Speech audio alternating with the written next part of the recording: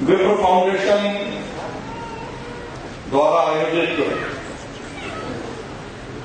हमारे समाज की प्रतिभाओं का सम्मान समारोह एवं नवीन कार्यकारिणी के शपथ ग्रहण समारोह के मंच पर विराजमान इस फाउंडेशन के संस्थापक आदरणीय सुशील जी ओझा साहब, इस मंच पर विराजमान भारतीय जनता पार्टी के वरिष्ठ नेता,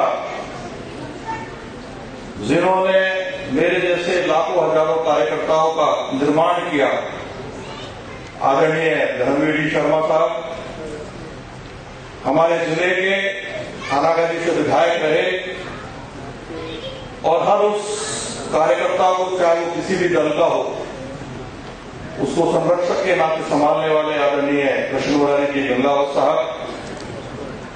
हमारे इस कार्यक्रम के मुख्य अतिथि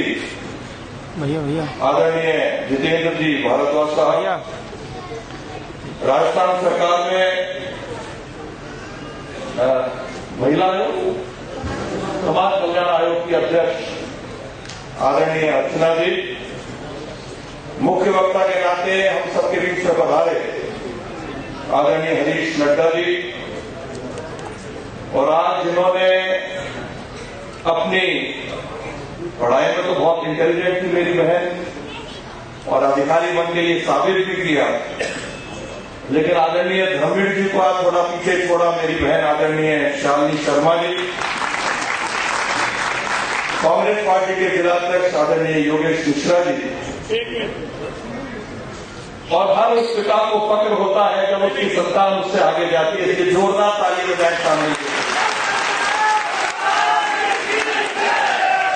शिक्षित से हारने में गुरु का गर्व होता है,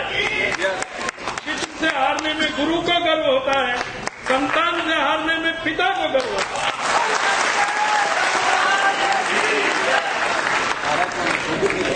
हमारे जिला ब्राह्मण महासभा के अध्यक्ष आदरणीय मोहन स्वरूप जी, आदरणीय हमारे वरिष्ठ आईएएस आदरणीय डीपी शुक्ला साहब, आदरणीय भारती शर्मा जी, मेरे मित्र मेरे भाई आदरणीय परमेश्वर जी, हमारे विप्र फाउंडेशन के अध्यक्ष आदरणीय भूदेव जी, जयपुर से पधारे मेरे मित्र पवन जी, और इस भव्य आयोजन के सूत्रधार मेरे छोटे भाई पीयूष जी, इस सभाकार में उपस्थित पूजा के योग मेरे बुजुर्गों, युवा साथियों, मातृशक्ति। सबसे पहले तो मैं अलवर शहर का प्रतिनिधि होने के नाते, इस ब्राह्मण समाज का बेटा होने के नाते, मंच पर विराजमान हमारे भाग से पधारे हुए सभी अतिथियों का आप सबकी ओर से हार्दिक अभिनंदन करता हूं, हार्दिक स्वागत करता हूं। ये वो धरती है जहां महाराजा भर्तृहरि ने अपने तप के माध्यम से इस धरती को पुण्य किया, गौरवान्वित किया। साथ ही साथ आज इस कार्यक्रम में हम उन प्रतिभाओं का भी सम्मान कर रहे हैं जिन्होंने अपनी बुद्धि के बल पर, अपनी मेहनत के बल पर, चाहे वो सरकारी नौकरी हो, चाहे व्यापार का क्षेत्र हो या सामाजिक क्षेत्र हो, उसमें एक उचित स्थान प्राप्त किया। साथ ही साथ हम उन प्रतिभाओं का भी सम्मान कर रहे हैं जिन्होंने शैक्षणिक व्यवस्थाओं के रूप में, चाहे वो बोर्ड की परीक्षा हो या अन्य परीक्षा हो, उसमें उच्चतम मार्क्स प्राप्त करके, अंक प्राप्त करके समाज को गौरवान्वित करने का काम किया है। मैं उनके लिए भी नतमस्तक होकर के उनको बहुत सारी बधाई और बहुत सारा साधुवाद देना चाहूंगा। अभी बहुत सारी बातें आदरणीय धर्मवीर शर्मा साहब ने, आदरणीय कृष्ण मुरारी गंगावत जी ने, आदरणीय योगेश मिश्रा जी ने और मेरी छोटी बहन शाली जी ने हम सबके बीच में रखी, क्योंकि हम सब लोग सुनने आए। हमारे बाहर से जो अतिथि पधारे हैं, विशेष रूप से सुशील जी ओझा साहब को, हमारे मुख्य वक्ता हरीश जी को, जितेंद्र जी भारद्वाज साहब को, हमारी बहन अर्चना जी को, मैं एक बात कहना चाहूंगा। और मैं जब भी समाज की मीटिंग होती है, सम्मेलन होते हैं, मैं उसको बात को इंगित भी करता हूँ। विशेष रूप से हमारे जिला मौजूद है। हमारे समाज में ऐसी बहुत सारी प्रतिभाएं हैं जो निखरना चाहती हैं, आगे बढ़ना चाहती हैं, पढ़ना चाहती हैं, लेकिन ये समाज क्योंकि हर क्षेत्र में, चाहे वो सरकारी सेवाएं हो, चाहे राजनीतिक क्षेत्र हो, लगातार हमारे समाज का वर्चस्व रहा है। लेकिन पिछले कुछ समय से या पिछला पूर्व कालखंड हम देखें तो हमको आत्मचिंतन करना होगा कि हम आज किस स्थिति में हैं। राजस्थान विधानसभा की बात करूं तो मुझे जानकारी है कि हो सकता है मैं गलत भी हूं, लेकिन पहले इसी सदन के अंदर 60 से अधिक विधायक केवल और केवल ब्राह्मण समाज के जीत के जाया करते थे। लेकिन आज जो स्थिति है, आज उसी सदन में, उस पवित्र सदन के अंदर हम कल तक 21 थे, आज 20। आदरणीय भंवरलाल शर्मा साहब के निधन के बाद एक सीट को खाली हुई है, आज हम 20 हैं। और जब राजनीतिक क्षेत्र में समाज के वर्चस्व की बात आती है तो चाहे वो लोकसभा हो, चाहे विधानसभा हो, चाहे नगर परिषद हो, जिला परिषद हो, पंचायत समिति हो, वहां केवल सर गिने जाते हैं किस समाज का कितना प्रतिनिधित्व है और उसी आधार पर उसको मंत्रिमंडल में या जिला प्रमुख में या प्रधान के अंदर उसको मौका दिया जाता है। और वो विधायक जिस समाज का जीत के जाता है वो पुरजोर तरीके से अपने समाज के हित की बात किसी न किसी तरह से उस सदन के अंदर उठाता है। तो आज हमको आत्मचिंतन करने की आवश्यकता है। आदरणीय शुक्ला साहब कह रहे थे कि हमको आत्मचिंतन इस बात की करनी है कि समाज का कोई भी व्यक्ति, मैं एक बात कह रहा हूं, समाज का कोई भी व्यक्ति किसी भी राजनीतिक दल से टिकट लेके आए तो हमें उसमें छिद्रन निरीक्षण ना करके, उसकी कमी ना निकाल करके पूरा समाज उसके साथ ताकत के साथ लगे तो निश्चित रूप से हमारी शक्ति होगी। और ये मैं अनुभव इसलिए कह रहा हूं कि जब मैं 30 साल में कार्यकर्ता के नाते संघर्ष करके और जब भारतीय जनता पार्टी ने मुझे अलवर शहर जैसी सीट से मौका दिया तो मैं सर झुका के आप सबका नमन करता हूं कि समाज एकजुट होकर के भारतीय जनता पार्टी को जिताने में जुटा, पूरी ताकत के साथ, पूरे मनोयोग के साथ। आपकी ताकत का ही परिचय था कि आज मैं 22,000 से अधिक वोटों से जीत करके अलवर शहर के प्रतिनिधि के रूप में राजस्थान विधानसभा में पहुंचने में सफल हुआ। साथ ही साथ आदरणीय सुशील जी भाई साहब, मुझे जो जानकारी है कि विप्र फाउंडेशन की तरफ से हम बराबर लगातार हमारे जो समाज में जरूरतमंद है, जो कि हर समाज में हर कोई संपन्न हो नहीं सकता, धनवान हो नहीं सकता, और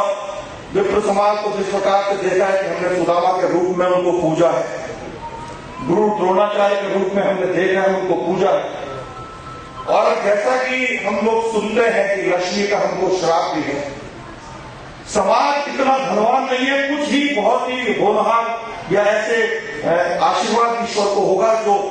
उद्योग के माध्यम से या किसी न किसी प्रकार से धनवान के रूप में समाज में अपनी प्रतिभा को स्थापित करने में सफल होगी। ऐसी बहुत सारी प्रतिभाएं हैं जो पढ़ना चाहती हैं, आगे बढ़ना चाहते हैं, लेकिन आर्थिक रूप से कमजोर होने के कारण वो पढ़ नहीं पाते हैं। और अभी योगेश जी कह रहे थे, मैं तो हर बार ये बात कहता हूं कि हमें अलवर जिला के स्तर पर या राजस्थान स्तर पर, पूरे भारतवर्ष के स्तर पर एक ऐसे कोष की स्थापना करनी चाहिए जिस कोष के माध्यम से उस समाज के बच्चे को हम सहायता प्रदान कर सकें और उसको इस बात की जानकारी भी ना लगे, क्योंकि ब्राह्मण स्वयं ब्राह्मण का बच्चा स्वाभिमानी होता है, वो विपरीत से विपरीत परिस्थिति में झुक नहीं सकता, हाथ नहीं फैला सकता। तो ऐसी स्थिति में उसका सम्मान भी रहे और वो पढ़ के लिखे भी। मैं इस मंच के माध्यम से, यदि मैं एक IAS अधिकारी आदरणीय GL शर्मा जी जो जयपुर में कार्यरत है, शायद नगर निगम में कार्यरत है, मैं खेलडी में गया था परशुराम भगवान की जयंती समारोह में शामिल होने के लिए, और उस वक्त उन्होंने वहां पे जो ब्राह्मण धर्मशाला है, श्री परशुराम धर्मशाला है, उसमें एक लाइब्रेरी खोलने का काम उन्होंने किया। 400 के करीब किताबें उन्होंने उस लाइब्रेरी में उपलब्ध कराई थी अपने माता पिता की याद में, और उसी मन से मैंने उनसे आग्रह किया था, आदरणीय गोवर्धन लाल जी भाई साहब, ये आधुनिक युग है, ई-लाइब्रेरी का युग है, मेरा आपसे आग्रह, आप सक्षम है, यदि इस खेलडी कस्बे में ई-लाइब्रेरी करेंगे, खोलेंगे, तो हमारे समाज के बालक बालिका तो उस ई-लाइब्रेरी का फायदा उठाएंगे। निश्चित रूप से और समाज के बालक बालिका यदि उस ई-लाइब्रेरी में पढ़ना चाहे तो उनको भी उस ई-लाइब्रेरी का फायदा मिलेगा। मैं धन्यवाद देना चाहूंगा इस मंच के माध्यम से आदरणीय GL शर्मा साहब को,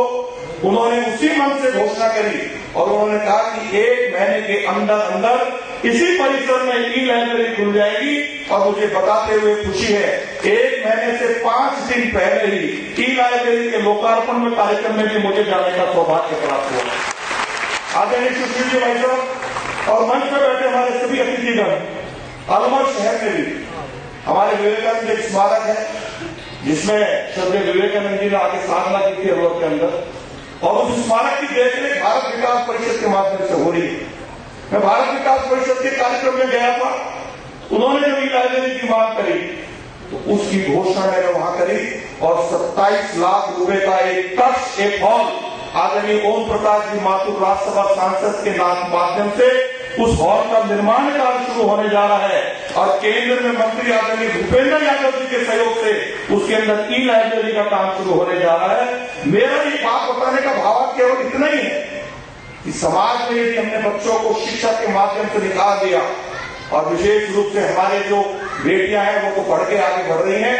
मैं समाज के सभी बुजुर्गों से, हमारे सभी वरिष्ठों से, प्रबुद्धजनों से आग्रह करूंगा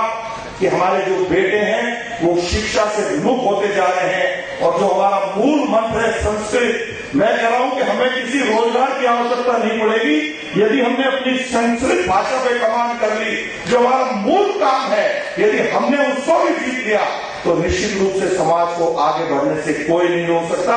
यदि मेरे शब्दों में, मेरी बातों में किसी को बुरा लगा हो तो हाथ जोड़ के मैं माफी चाहता हूं। लेकिन एक बार पुनः मैं विशेष रूप से पीयूष जी को बहुत बहुत धन्यवाद और साधुवाद देना चाहूंगा कि भव्य आयोजन आपने करके आप सब अतिथियों का दर्शन करने का सौभाग्य हम सबको दिया। एक बार सुने, मंच पर विराजमान हमें सभी अतिथियों का आप सबकी ओर से हार्दिक अभिनंदन करते हुए, हार्दिक धन्यवाद और साधुवाद देते हुए अपनी वाणी को विराम दूंगा। बोलिए भगवान श्री परशुराम की, भगवान श्री परशुराम की, भर्तृहरि बाबा की। बहुत बहुत धन्यवाद।